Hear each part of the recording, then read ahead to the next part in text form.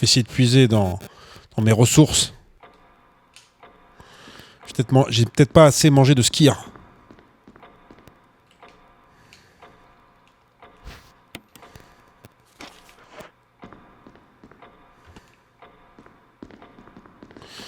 La table. Putain, c'est pas vrai. Ce stick, il me fait cringer de ouf.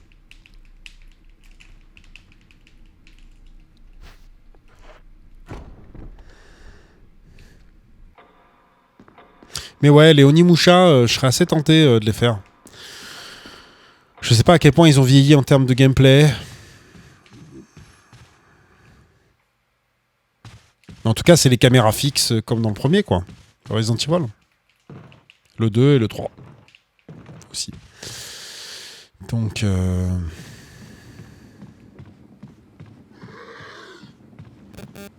toute façon, il y a beaucoup de jeux PS2 que je suis passé à côté parce que c'était pas la console que je possédais. Je l'ai même boudé pour ce qu'elle a fait à la Dreamcast.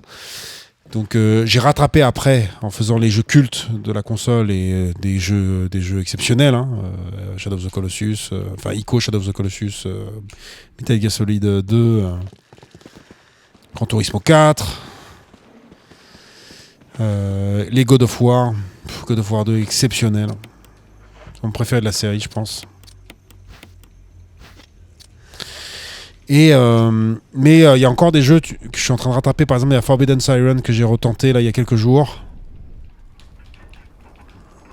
Un jeu d'horreur qui est fait avec un des gars de Silent Hill, de la team Silent, et que je fais en off, qui est vraiment très différent dans son séquençage, auquel je suis pas à fond surtout. Ah, les deux sont venus là. Ok, ça marche les gars.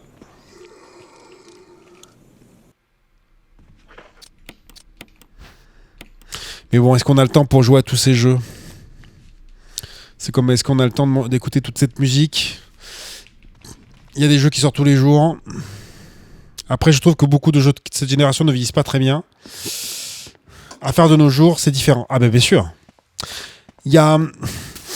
Ça dépend en fait des styles de jeu. Même si j'ai du mal un peu, des fois, avec les styles qui sont définis en fait pour des raisons commerciales. Il y a des styles, en fonction des générations, qui vieillissent plus ou moins bien.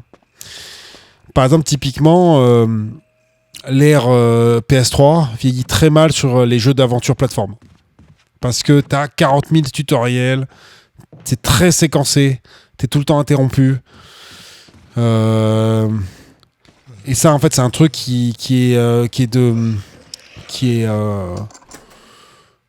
a été, en fait, au fur et à mesure dilué dans l'expérience de jeu, qui a été renforcé en termes d'ergonomie et du XUI, en fait, de l'expérience utilisateur.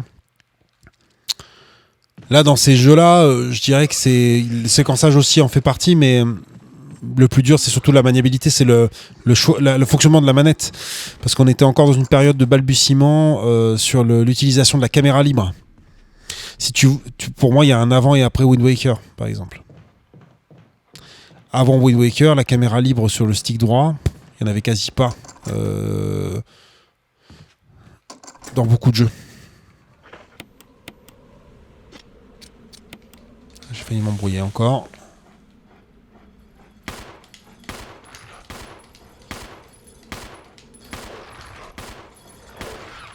Alors j'ai eu un pot de fou.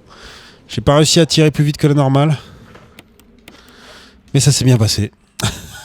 J'avais pas exactement le bon timing.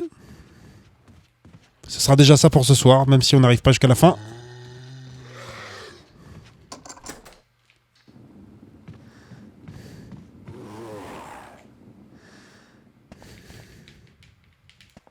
Mais bon, de cette génération-là, les jeux GameCube vieillissent très très bien, par exemple. C'est un signe, on verra bien. On verra bien. Ne vendons pas la peau de l'ours ne fait pas le moine, d'après l'expression.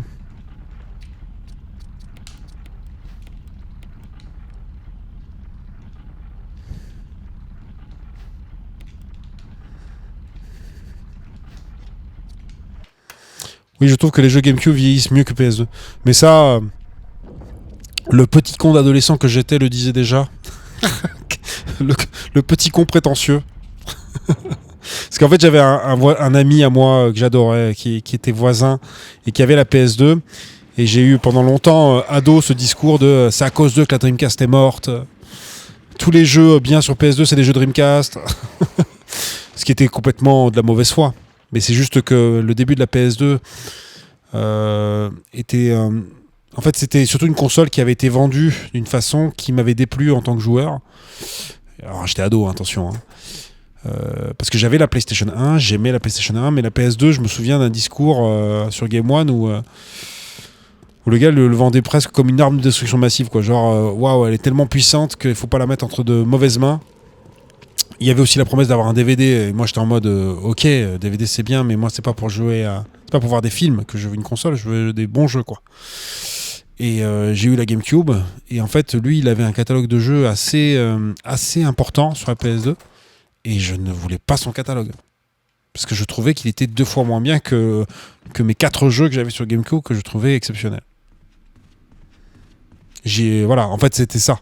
Il y avait ce Resident Evil Rebirth, pour lequel j'ai pris une claque monumentale. Parce que moi, j'avais fait Resident Evil 2 surtout, original. Et là, d'un coup, je découvre ce remake et je me dis, mais ce jeu est parfait. Et ça, sur GameCube, c'était vraiment la branlée. Puis qu'est-ce qui c'était beau sur écran cathodique. Bien sûr, on en parlait. Wind Waker. Wind Waker qui est un Zelda que j'affectionne beaucoup. Star Wars Rogue Leader. Le Super Smash Bros. Melee qui était exceptionnel. J'ai beaucoup joué avec les copains. Eternal Darkness qui est vraiment un jeu d'horreur que j'affectionne beaucoup, que j'ai fait en stream l'été dernier en partie. Bref, et sur PS2 en fait il y avait bien sûr des jeux, il y a des jeux géniaux, hein, qu'on soit bien d'accord, hein. C'est une carte de console qui est pas très très logique, mais la vraie frustration elle était sur la question du gameplay et sur les améliorations en termes d'expérience de jeu. Parce que la manette PS2, j'étais en mode c'est une DualShock 1 en fait. Et après j'ai été Team Sony pour la PS3, alors que la PS3, voilà, j'ai été assez déçu. C'est déçu. Beaucoup de gens ont été déçus du catalogue de jeux. Et moi, je regrette pas d'avoir eu la PS3, par exemple, bizarrement. Parce que déjà, il y a eu Demon's Souls. Et que ça a été ma révélation. Mais je veux dire, la PS3, elle a démarré difficilement, difficile à programmer, donc du coup avec le processeur Cell. Mais je sais pas, je la préfère à la Xbox 360. Et pour le coup, je la préférais pour la partie multimédia d'ailleurs. Ce qui est complètement paradoxal avec ce que je disais jusqu'avant. J'adore l'utiliser comme lecteur de musique, regarder des séries que j'ai installées dessus, prix prohibitif au yeux. Alors moi je l'ai pas eu PS3 Fat, hein. Moi j'ai eu la Slim, hein. Ah, je pouvais pas me la payer. C'était pas possible, elle était beaucoup trop chère. Et j'étais content d'avoir eu la Slim parce qu'elle était beaucoup plus fiable. Parce qu'en plus, dans tous les cas, même si j'avais eu l'argent, je pense que j'aurais pas pu l'acheter Day One, donc j'aurais pas acheté la PS3 Fat avec la compatibilité PS2. Parce qu'en fait, sur les toutes premières versions, tu avais une chip en plus pour une rétrocompatibilité de jeux PS2, mais c'est sur les tout premiers modèles. Et d'ailleurs, c'est une version qui est hyper rare aujourd'hui. Les jeux PS1 sont compatibles, hein, pas de problème. Mais... Putain, mais il m'a saoulé. Mais oui, le prix était scandaleux. Mais moi, c'était pour des jeux que j'attendais, que j'ai pas eu finalement, parce que la plupart des jeux ne sont jamais sortis, enfin, sont soit sortis très tardivement, soit étaient décevants. Je pense à The Last Guardian qui est sorti très très tard. Je pensais qu'il allait sortir en début de console. Et puis Gran Turismo 5 a été une grosse déception. Par contre, les jeux que je m'attendais pas, c'était Demon's Souls par exemple. Et là, Demon's Souls, je n'aurais pas refilé ma PS3 pour rien au monde, rien que pour ce jeu. J'aurais pas pris une Xbox pour ça, quoi. Parce qu'on l'a eu Day One avec un pote. Et après, on dormait et on vivait Demon's Souls. Hein.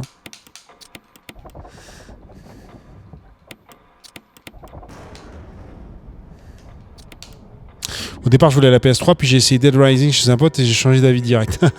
Alors, pour le coup, j'ai joué à Dead Rising chez un pote aussi. Et j'avoue que c'est très cool. C'était très cool. Mais j'étais pas assez client de ce type de jeu pour me laisser tenter.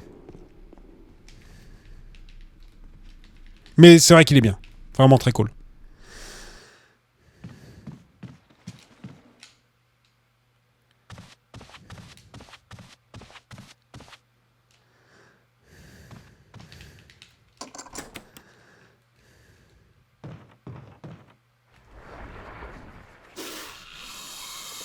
Allez.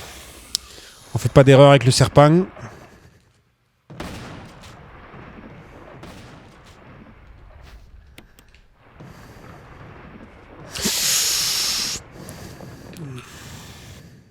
Moi, c'était un rêve de gosse, ce genre de jeu.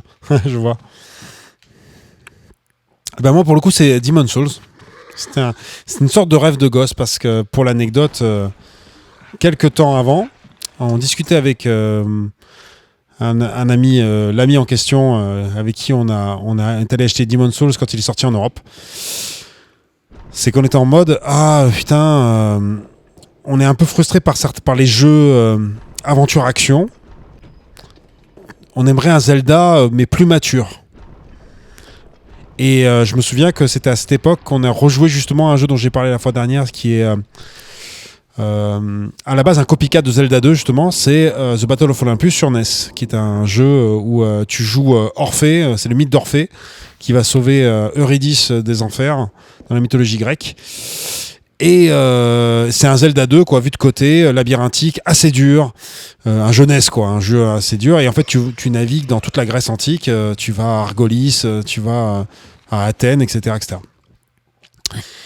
Et en fait, on s'était dit, mais putain, un remake de ce jeu-là serait génial, mais à la Zelda, quoi, un truc comme ça.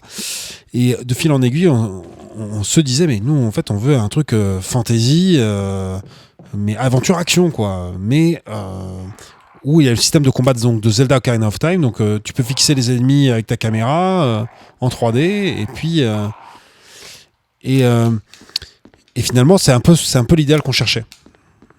Parce qu'il y a derrière ça, au tout début, quand on parlait de Demon's Souls, on parlait pas tant du level design et on va dire de tout le lore et tout ça. On parlait surtout du fait que tu avais une barre d'endurance et que tu pouvais pas faire ce que tu voulais, que tu avais un stuff limité, que tu pouvais avoir des surcharges d'équipement et qu'il fallait bien jouer parce que tu t'étais très vite sanctionné sinon. Et en fait, nous, on n'en pouvait plus. Là, pour le coup, on était omnibulés par le jeu. C'est celui-là. Je suis con, je me suis trompé de masque.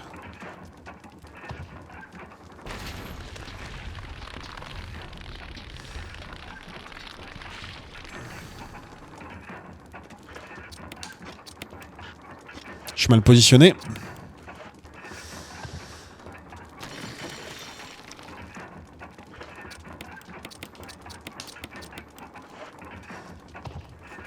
Mais franchement, ce jeu, moi je me souviens surtout, ça fait vraiment, moi, je me souviens de mon temps, mais j'ai des souvenirs d'en parler avec beaucoup d'enthousiasme. Et forcément, c'était pas un jeu très très très connu. Déjà, il a failli jamais sortir en Europe. Les gens étaient en mode ah ouais. Et puis après, quand Dark Souls est sorti, là pour le coup, on en parlait davantage. Je vais attendre qu'il se relève là parce que je le sens pas. Allez, relève-toi. Je sais pas pourquoi, mais des fois il prend pas les dégâts au sol et là je voulais pas. Pas de round kill, pas ce soir. Et quand Dark Souls est sorti, par contre, il y a eu commencé à avoir cette réputation de jeu difficile. Parce que bon, Demon's Souls était déjà dur. Hein. Mais c'est surtout avec Dark Souls qu'on a commencé à beaucoup en parler. Surtout parce que en fait plus de gens y avaient joué. Il était sorti sur Xbox 360 aussi, sur PC aussi. Donc ça avait augmenté le public, quoi, la quantité de public potentiel. Et surtout que le sanctuaire de Lichefeu était vraiment l'archétype de comment tu pouvais te faire rétamer la gueule parce que tu n'allais pas au bon endroit. Salut, s'arrête. Yo, ça roule, tu as continué Blueprints, je l'ai pris, je suis drogué à ça. Mais en fait, là, j'ai fait. Là, je suis à 4h30 5h, pardon, de stream. Et j'ai joué 3h30 là, à Blueprints. Et j'adore. J'adore. Je suis encore inquiet. Enfin, inquiet. J'ai quelques attentes sur la partie du lore. Et j'espère qu'elles seront comblées. J'ai raté ma girouette. Mais je vais dormir en pensant à Blueprints cette nuit. Voilà. Là, je suis au jour 9. Parce que j'ai vraiment été très lent sur les jours à tout noter au début de ce qui me semblait important. Et sur les 2 derniers jours, j'ai speedé davantage, j'ai pas tout noté. J'ai fait un jour 8 pourri et un jour 9 un peu plus intéressant. Et toi, du coup, t'en es où? Putain, je me suis tapé un arbre.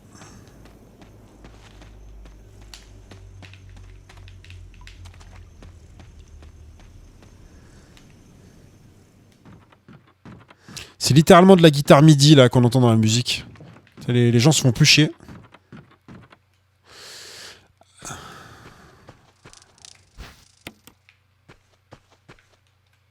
Ah, j'ai raté, mais de toute façon, j'aurais pas regardé. Ah oui, tu veux pas te faire spoiler, j'imagine?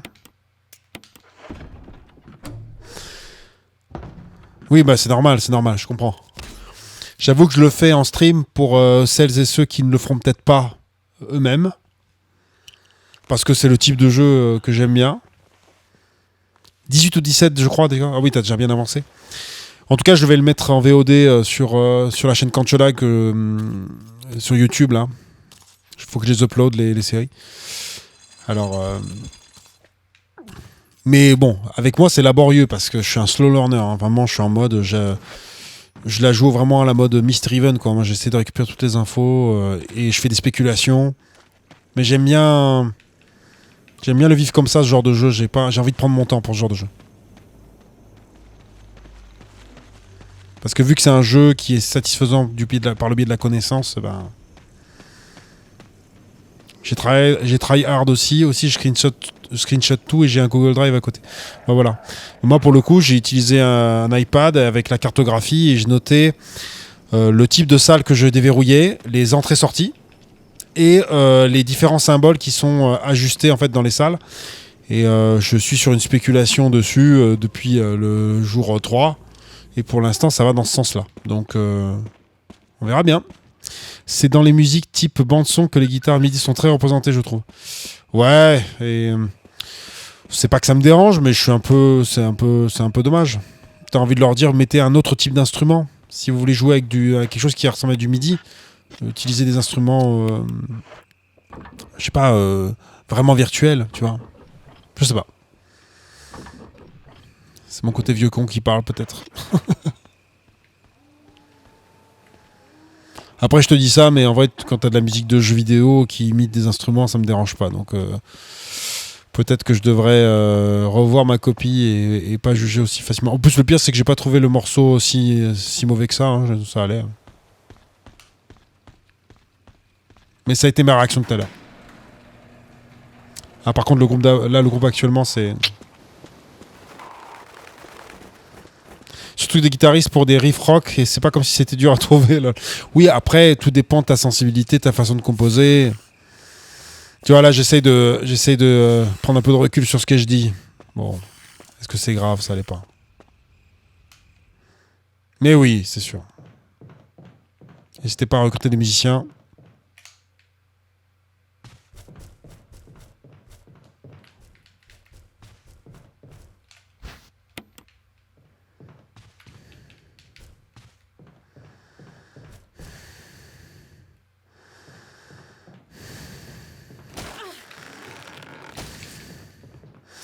Est-ce qu'on va réussir à avoir une plante un peu plus clémente? C'est ce coup-ci. J'aimerais bien. Parce qu'elle m'a bien saoulé, là. Hein.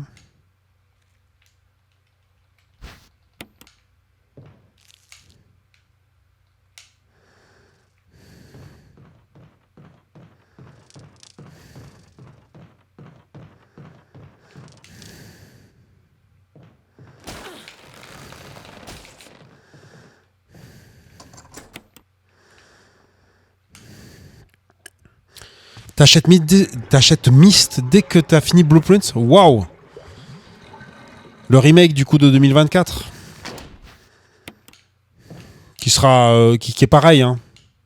Enfin qui est pareil. J'ai une affection pour l'expérience du premier dans sa façon, mais c'est le même jeu. Myster Even alors, parce qu'il faut faire le meilleur après. Le mec qui prêche sa paroisse. En tout cas, c'est cool. Hein, je suis ravi de voir que ça t'a donné envie de tester ce genre de jeu. Alors, sachant que on dit que Blueprints fait penser à Myst, tout ça, il y a quand même des différences de gameplay. Hein. Blueprints reste un roguelite, mais cette idée d'exploration, d'essayer de comprendre l'environnement dans lequel on est, comme un étranger dans un pays qu'on découvre, un monde qu'on découvre, avec sa langue, ses rites et tout, c'est vrai que c'est une mécanique qui est revenue avec Outer Wilds, et on parle maintenant de Knowledgevania, mais dans ce jeu-là, c'était essentiel, quoi. Et sachant que Myst, c'est la version proto de tout ça. Parce que c'est un jeu qui a été fait à une certaine époque. C'est un jeu aussi qui a été jonché de défis techniques quand c'est sorti à son époque, en 94.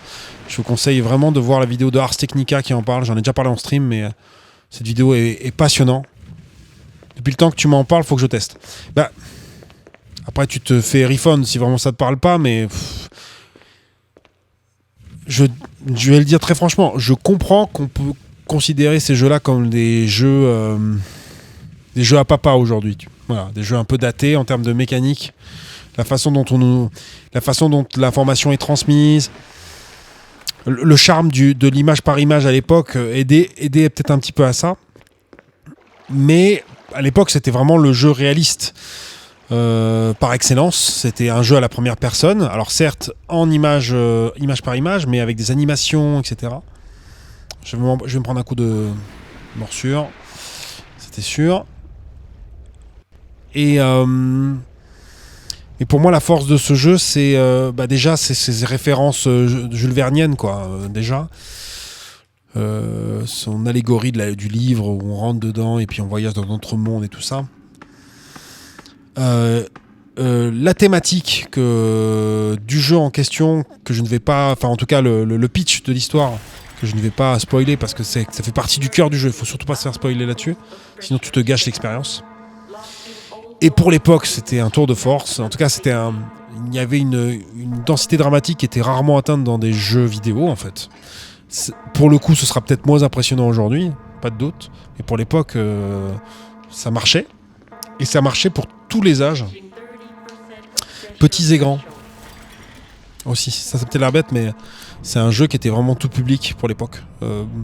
C'était vraiment le jeu où tu te mettais autour du PC, comme le stream aujourd'hui. Tu regardais quelqu'un jouer, puis les autres soit avaient droit de backseat et faisaient des commentaires, soit regardaient juste. Donc moi j'ai eu ma grand-mère qui me regardait jouer à Myst et à Riven. Hein. Donc en fait ce que j'aimais c'est que c'était un jeu éminemment difficile, mais éminemment accessible du point de vue de son gameplay. Une souris c'est tout. Donc en fait tu mettais tout le monde au même niveau quoi. Faut voir, je suis ouvert, j'ai joué à Pokémon. Attends, je récupère juste soin. Sur Switch qui sont une honte technique infinie. Après, je sais pas si l'analogie fonctionne, mais écoute, en tout cas, moi je serais ravi d'apprendre que tu as fait Myst. C'est pas que je milite, mais tu vois, Cyan, la boîte donc, qui a fait Myst, c'est aussi un symbole en fait.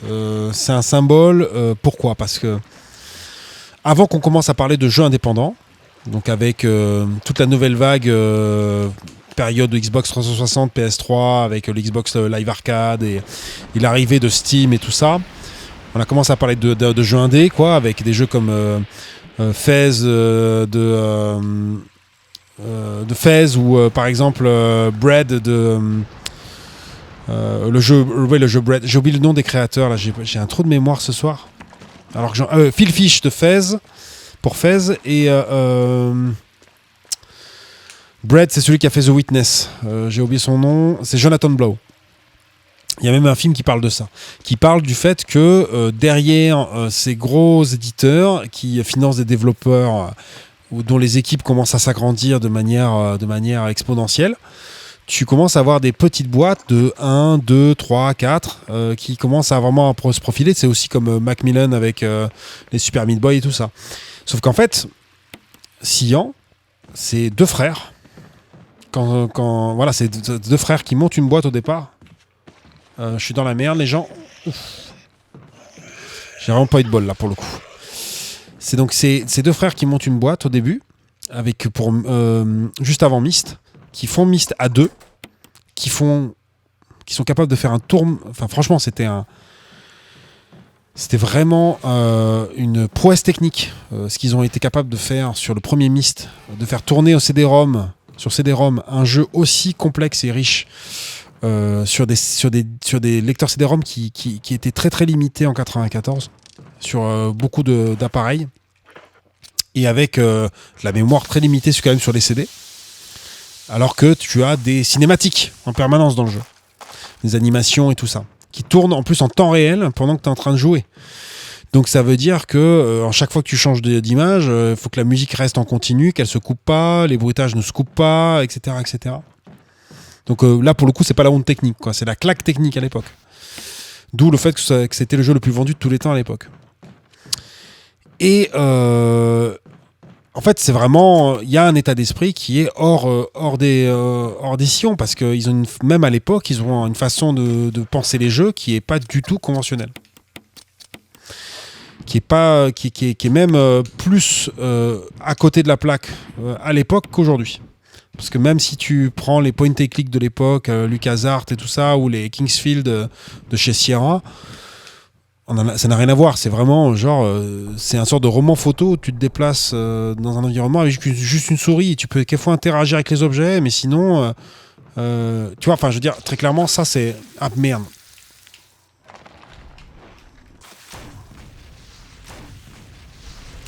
On va essayer de voir si la dernière munition, j'arrive à la passer. Je l'ai passé. Putain. Voilà, donc du coup... voilà, il faut vraiment le voir comme un tour de force à l'époque. Et pour aller au fond de ma pensée, ce qui est triste, c'est que Cyan, qui a réussi à recruter pas mal de gens pour faire Riven, malheureusement, c'est un jeu qui reçoit beaucoup de prix, mais qui ne vend pas. Donc là, ils ont dû licencier pas mal de gens récemment. Là. Ils l'ont annoncé. Parce que malheureusement, Riven, ils ont reçu des prix de fou, là, même avec le remake. Mais malheureusement, les gens l'achètent pas, quoi. Et pour le coup, ce que je trouve qu'ils ont fait de bien, c'est que Riven sort... ok, certes, est toujours un jeu difficile, mais ils sortent une version de luxe où tu as une sorte de petit guide qui t'aide, qui te mâche un peu le travail pour le rendre plus accessible.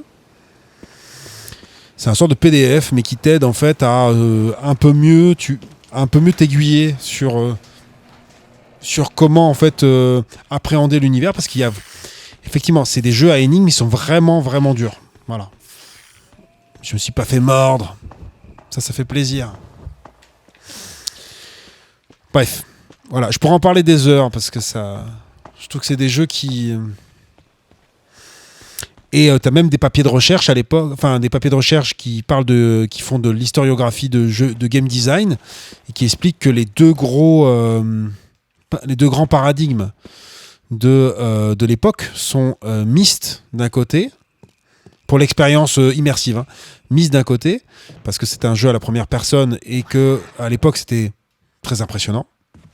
Allez, je tente la version hard. Allez. Je vais passer. Je passe. Je suis passé. Et ensuite, tu as Doom, qui est aussi une expérience... Je vais prendre par contre l'herbe, si vous voulez bien. Parce que là, je suis vraiment dans la merde.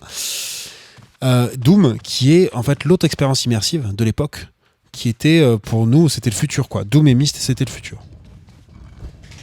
Et il y a un papier danois, je crois, qui parle de ça, qui fait une analyse un peu profonde sur la question de quel impact ont eu Doom et Myst à l'époque.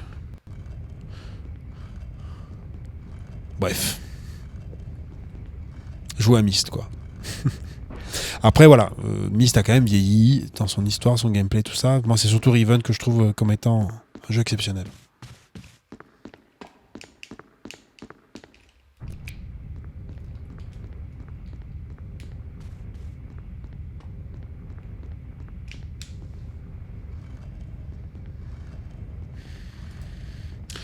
J'ai un ami ingé qui m'avait expliqué que le code de Doom était un tour de force niveau programmation. Non seulement c'est un tour de force, parce qu'effectivement c'est de la 2,5D, hein, c'est pas vraiment de la 3D, mais c'est surtout les méthodes de propagation du jeu étaient très intelligemment bien ficelées pour l'époque, parce que c'était un jeu sur shareware. Donc en fait on partageait des versions limitées de Doom partout, et ça a même été un sujet polémique, c'est-à-dire que tu avais des bureaux entiers d'entreprises qui étaient où Doom était installé, et donc les gens jouaient à Doom. Et un processeur Pentium 1 pouvait le faire tourner sans forcément avoir une carte graphique, parce qu'à l'époque il n'y avait pas forcément de carte graphique, à l'époque où la plupart des micro-ordinateurs n'étaient pas forcément très optimisés pour faire du 3D justement, et qui étaient même limités pour la représentation de jeux, contrairement à certaines consoles qui étaient vraiment programmées pour ça. On a cette logique de se dire ouais, les PC font tourner des jeux, on va dire de façon un peu plus avancée que les consoles, mais ça n'a pas tout le temps été le cas. C'est moi ou c'est c'est les discrets, le groupe.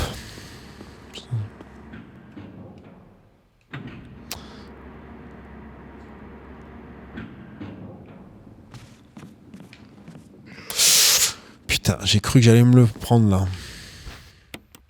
Bon, il y a des chances que je meure là, les amis, parce que c'est le Reverse Murder Hall.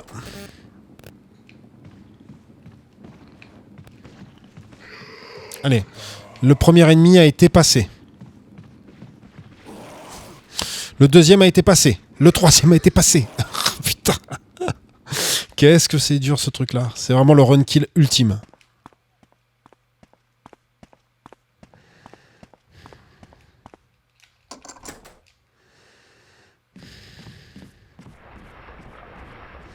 Ouais, c'est tendax ce truc-là. Complètement. Et je le maîtrise pas encore, vraiment. Donc, je suis content que ce soit passé.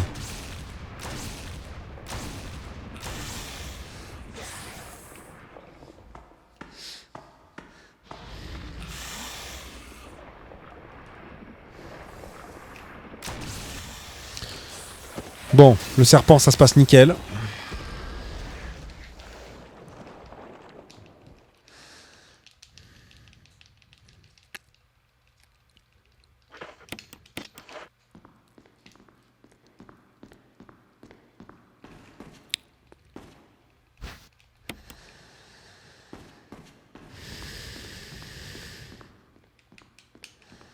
L'échelle, s'il vous plaît.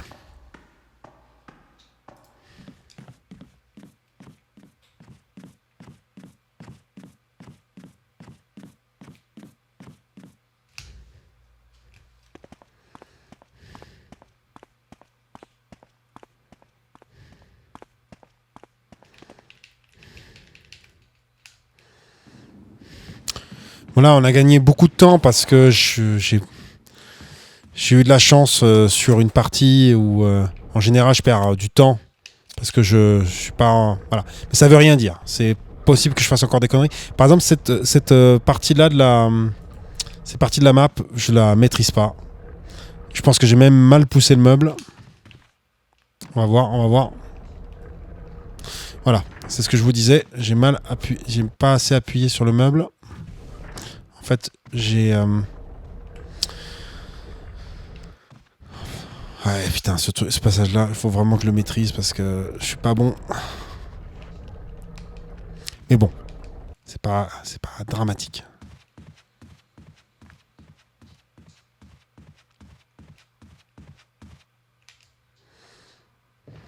Mais on n'est pas au bout de nos surprises, surtout. Ok. Là, on va récupérer la boîte.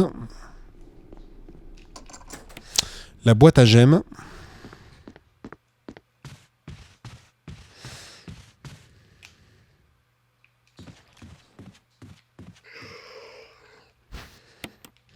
On va prendre juste l'herbe.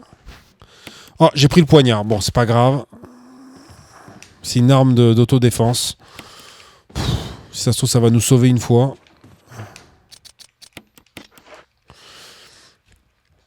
Là, j'utilise la sécurité. Hein. Je préconise la sécurité. Et là, on va retourner dans le jardin pour accéder au souterrain.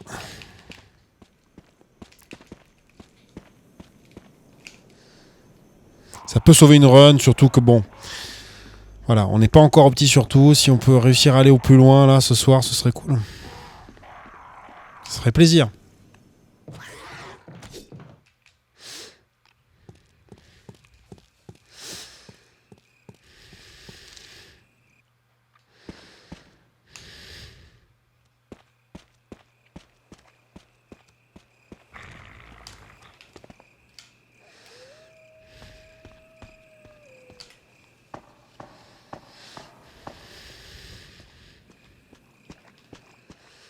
Alors, on part du principe qu'on essaie d'aller au plus loin, et puis on verra.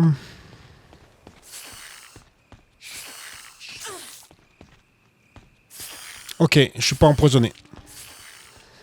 Ça aussi, ça fait plaisir.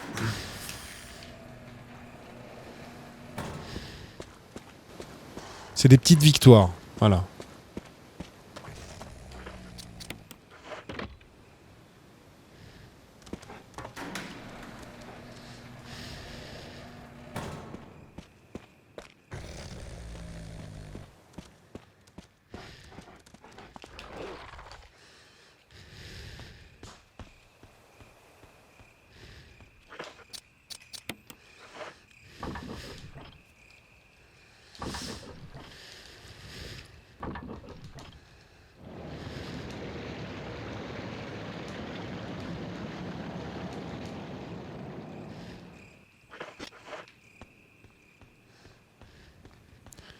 Dès que j'entends de petites victoires, j'ai toujours le son du sketch de Palmacho.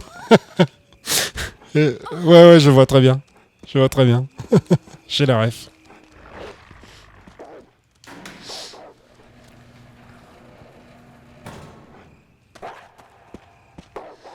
Très chiant ce chien, donc c'est pour ça que j'ai hésité avant d'y aller. C'est la meilleure stat en fait à faire avec lui. Faut essayer de le pousser à se déplacer avant moi en fait. Alors ce qu'on craint, ça va être le passage de l'araignée. Je l'ai bossé, mais bon. C'est pas encore ça. C'est pas régu.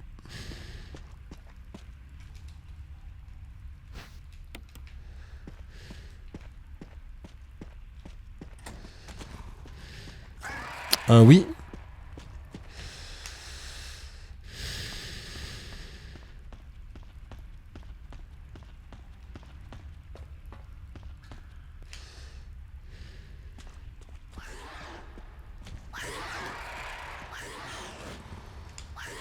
La porte, s'il vous plaît. Je pensais qu'elle avait pris la porte. Eh bien.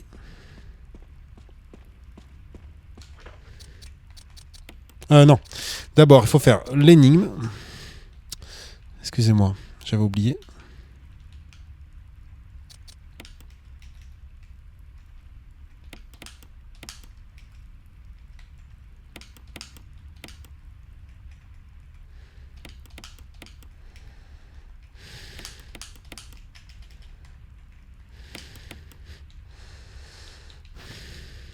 Merde. Là, j'ai fait de la merde. On perd un peu de temps, c'est pas grave. Allez, ne panique pas. Il fallait juste que j'ouvre la clé. Allez.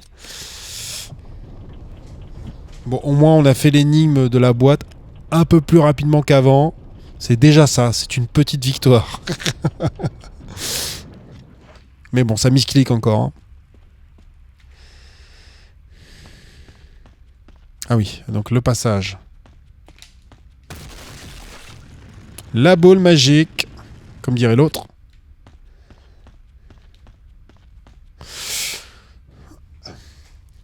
Voilà, c'est le passage que je crains. Là, en fait, il faut...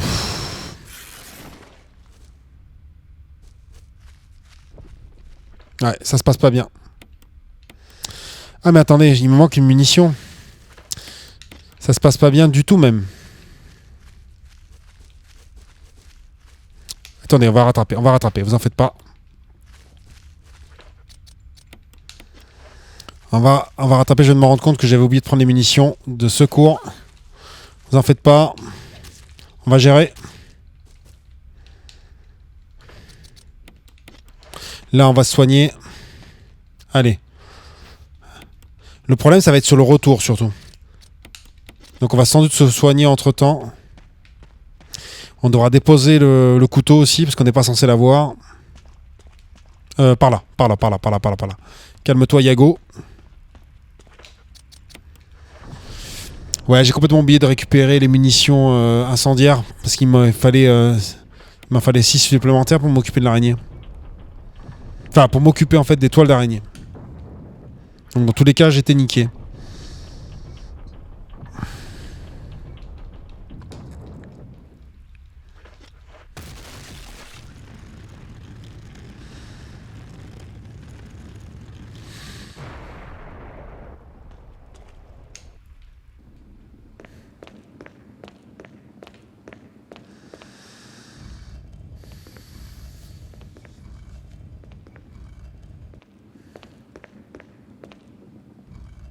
Oula, j'ai pas assez poussé. Que se passe-t-il? C'est le stress des examens.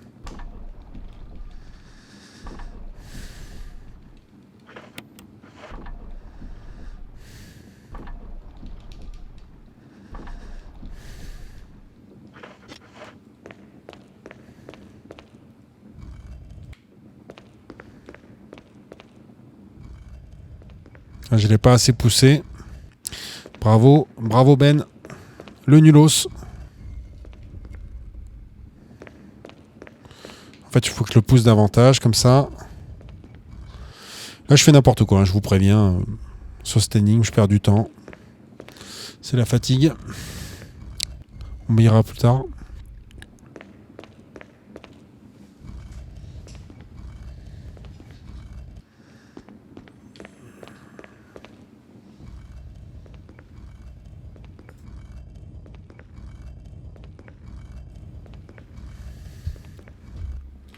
Voilà, quand je me disais, je pense que je l'ai mis un peu trop à droite, vu que j'ai changé ce que j'étais censé faire.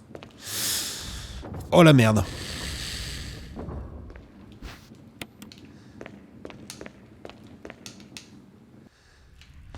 On va se soigner là, parce que du coup, vu que l'araignée est pas morte...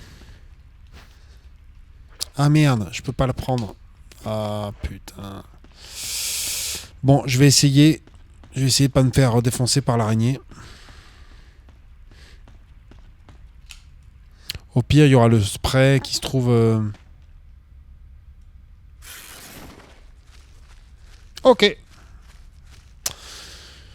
Je me suis dit, il vaut mieux que je fasse rebrousse chemin. Et ben, j'ai bien fait. J'aurais pu me soigner là, mais bon, c'est pas grave. On est en caution, donc c'est ok. Caution vert, donc enfin vert jaune. Donc ça veut dire qu'on a pris un peu de dégâts, mais c'est pas méchant. Il faudra juste faire attention avec Lisa tout à l'heure. Normalement, il y a un moyen. Ah putain. Voilà, là j'ai fait de la merde par contre, les gens. Je vous préviens. Ouais, je vais être obligé de revenir en arrière. Allez, on panique pas, c'est pas grave. C'est pas grave. Faudra juste que je modifie... vous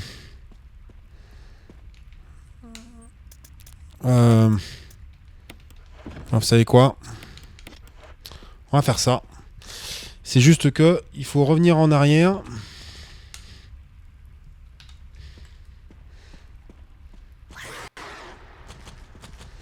Pour être sur le bon timer. Le bon split, pardon. Voilà, on a perdu un peu de temps. C'est pas grave, c'est pas dramatique. Voilà.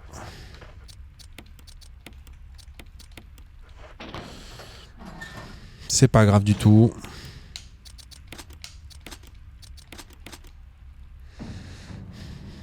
Voilà.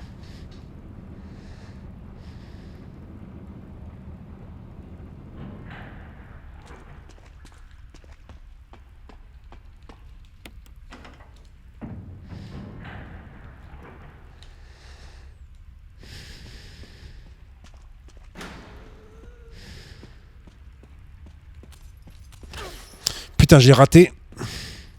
Il est assez chiant à éviter celui-là. Il faut vraiment être sur la bordure. C'est la strat pas safe. Mais je sais pas. Il y a une période où je le faisais tranquille. Et là, puis 2-3 runs, ça va pas. J'arrive pas assez sur le bord. Ou soit je touche le mur. Et donc dans ce cas-là, je suis un peu ralenti.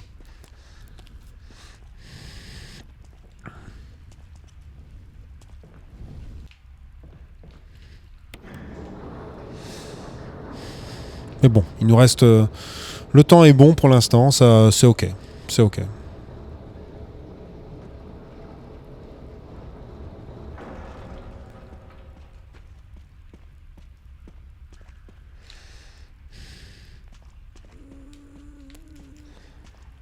Mais c'est pas ça que je voulais faire. C'est pas grave. Au moins, elle sera pas du mauvais côté, c'est la strat safe. Parce qu'en clair, elle peut arriver des deux côtés et elle arrive toujours du côté où nous arrivons.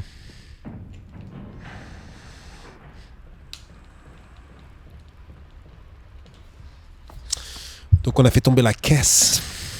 On va la récupérer.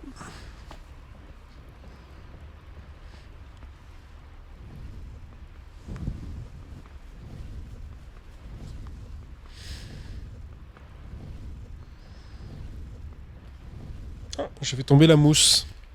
Je vais la ramasser après.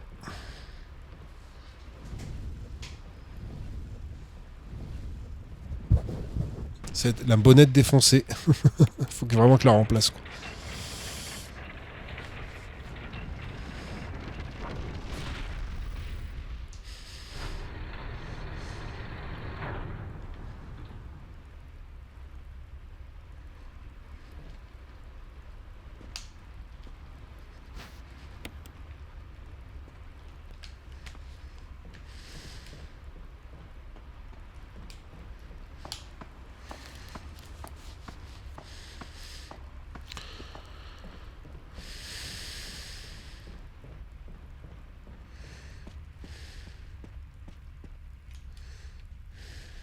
Allez, rebolote.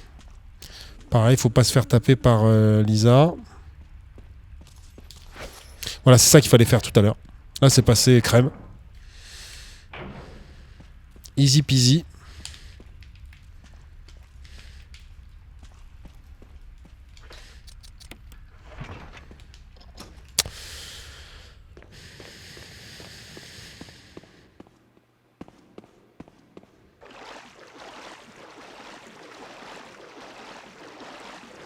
On arrive dans la dernière partie de la run, hein. Bientôt, on va arriver au manoir.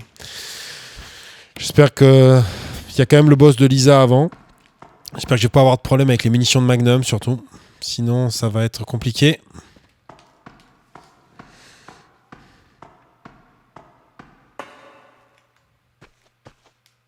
Parce que en fait, je m'en sers pour la faire tomber dans le vide.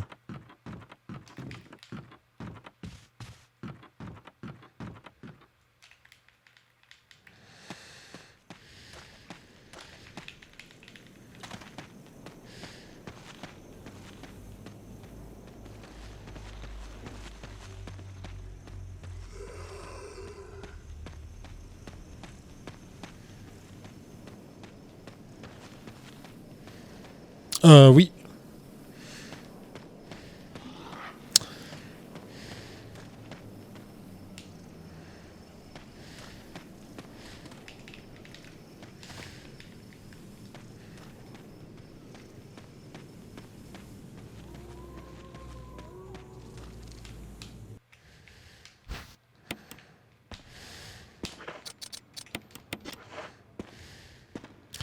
Rien à voir, mais tu utilises quoi comme caméra? Je n'aime pas trop mon image et j'aimerais bien changer.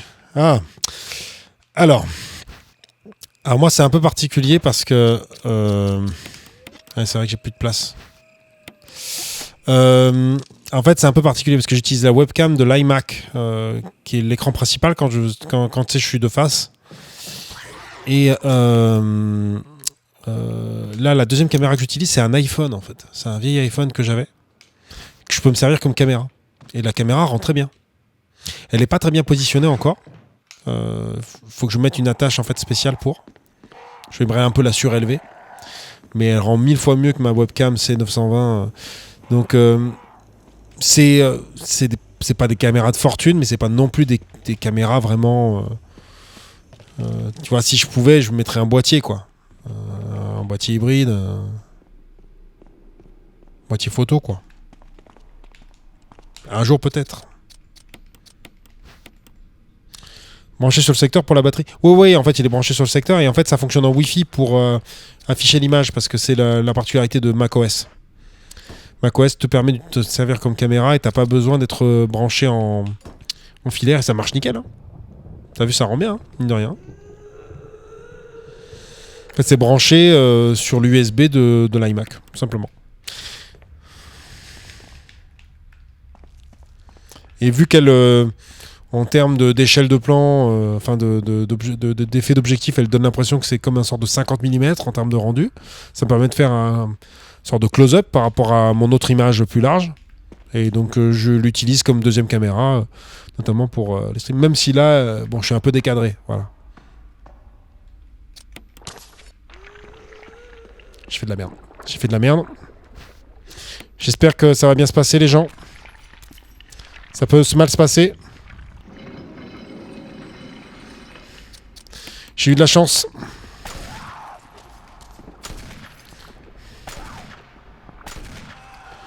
Ça s'est bien passé. Je peux respirer. Allez, encore un passage où je vais être en apnée. C'est le passage de la nitroglycérine. Mais là, pour l'instant, c'est super. J'ai raté un coup, mais...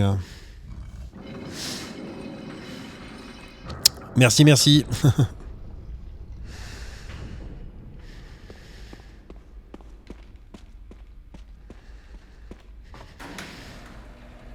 Ah bah c'est bien l'image là. Moi j'ai un Canon 700D. Ah oui, t'as un Canon 700D 35-50. D'accord, millimètres. D'accord.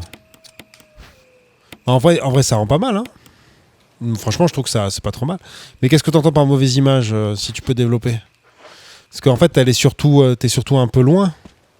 Je veux dire, enfin, si t'as qu'une seule caméra, forcément, tu vois... putain, je suis en train de faire n'importe quoi, les gens. En fait, t'as besoin de... C'est pas que ça rend pas, c'est que t'es en 35 mm, j'imagine, en termes d'échelle, quand tu l'utilises normalement.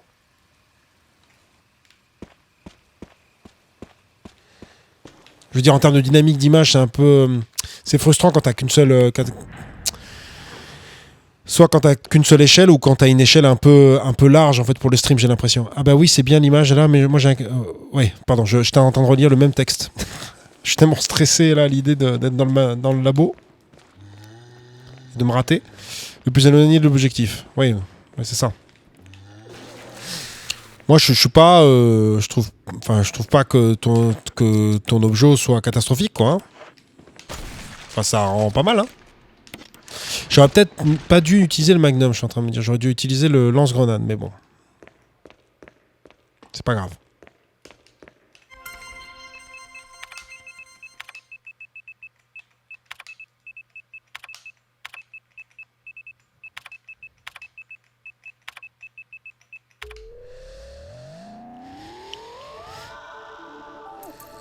Après, ça dépend ce que tu veux faire. Hein. C'est pas... Il y a aussi une question de préférence. Après, peut-être travailler lumière. Oui, niveau lumière, couleur, je sais pas. Je trouve ça un peu dégueu. Après, je suis une brêle dedans. Oui, en fait, il faut peut-être faire travailler la lumière, sculpter la lumière. Sachant que, attention, même si je travaille dans l'audiovisuel en partie, c'est pas ma spécialité. Et en plus, clairement, moi, je me sers d'ampoules type Philips Hue, quoi. Hein. J'ai pas fait de scénographie. Je veux dire, j'ai pas vraiment de leçon à te donner sur la scénographie, quoi.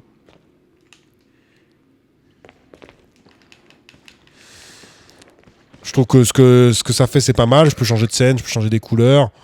Voilà, c'est cool. Mais oui, peut-être qu'à mon avis, travailler, sculpter un peu la lumière, faire en sorte qu'il y ait, tu vois, un premier plan, un second plan, peut-être faire un plus de close-up. En tout cas, si t'as qu'une seule caméra, je privilégierais un sort de close-up, moi, personnellement, mais... Parce que là, t'es un peu en large, tu vois, avec le 35 mm, tu vois. Après, c'est mon avis, hein, pas...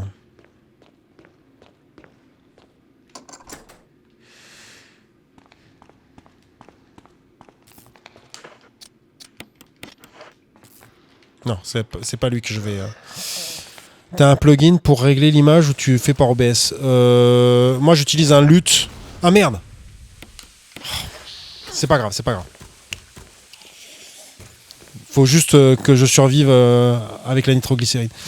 J'utilise en fait un LUT pour modifier un peu le style de l'image, pour lui rajouter une sorte de surcouche.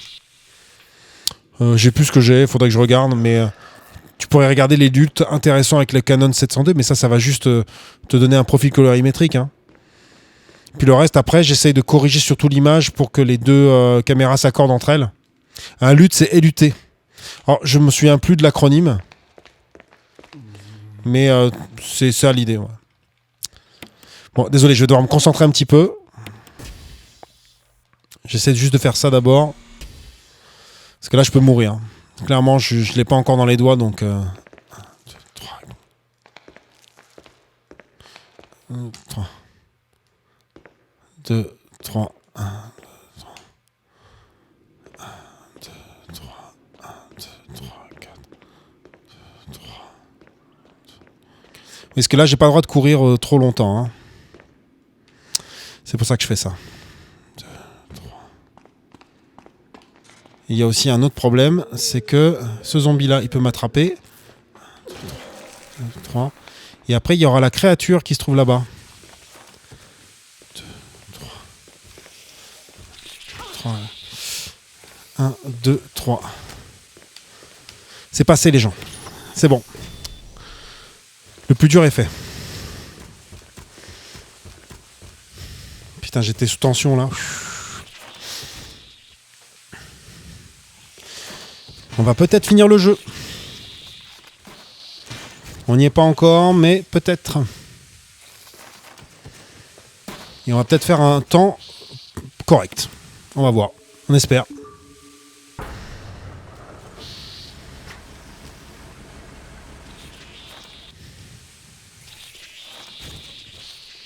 Mais rien n'est fait.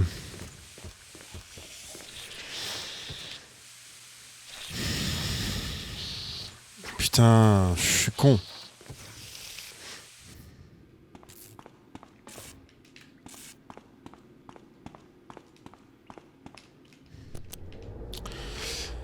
Voilà, il reste plus que le tyran. Faut que je lui tire une fois le magnum.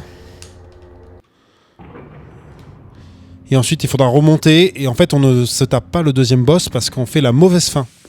Donc, on n'a pas le boss à la fin au niveau de l'héliport. Hein. Donc, c'est un peu plus facile pour le coup.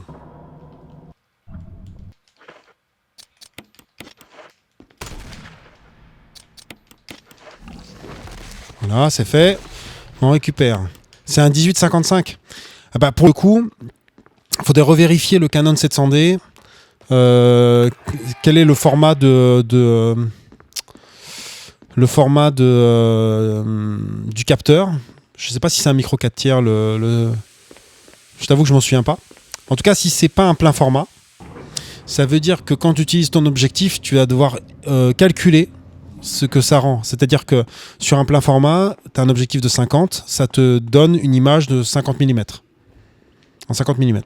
Si tu as un capteur plus petit, tu vas devoir calculer le ratio pour trouver l'équivalence. Et c'est vrai qu'en termes d'image, faire un peu de close-up sur un boîtier... Putain, je suis trop con. Ah bah t'es... bah ça aura servi les gens. Essayer d'écraser un petit peu plus les perspectives en se rapprochant d'un 50 mm, ça peut être intéressant. Après, le problème, c'est que peut-être que ça va être trop serré par rapport à la position de ta caméra, mais si tu te rapproches d'un 35 mm, si, par exemple là, si tu es à 18, je pense pas, mais je pense que tu dois être à 20, quelque chose comme ça, ça te déforme un peu l'image, et donc il y a peut-être moyen de faire un truc qui a un meilleur rendu, quoi, en faisant un petit close-up. Mais après, il faut que tu te penses toute ta scène, tu vois. L'orientation de ta caméra, ce qu'il y a derrière en fond de scène. Après, encore une fois, je te dis pas qu'il faut que tu fasses ça. C'est parce que tu me poses la question. Moi, j'ai pas trouvé ça forcément perturbant. C'est fini, les gens.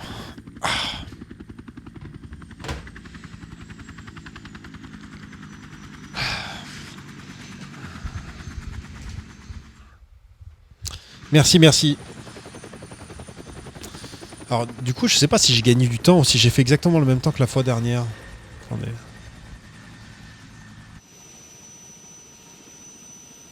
Je vérifie quand même.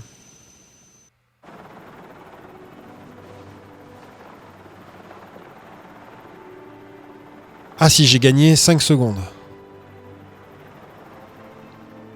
Ouais, j'étais à 57-52. Putain, je pensais que j'allais gagner plus. Parce que au niveau des splits, ça me donnait le fait que j'étais en avance, mais à mon avis, certains splits n'ont pas été enregistrés. C'est pour ça. C'était un signe, je l'avais dit. Ouais, exact. Exact. En tout cas, ça fait plaisir. D'enfin faire un record, enfin un record personnel en stream, quoi. J'avoue que ça fait plaisir. Ça a coupé la musique, du coup. Attendez. Parce que du coup, je vérifie la vidéo. Attends, on va juste vérifier les temps sur speedrun.com. Je suis intéressé.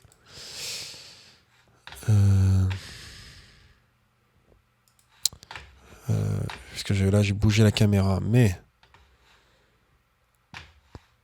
merveillable en tout cas. Déjà, juste pour voir le temps officiel.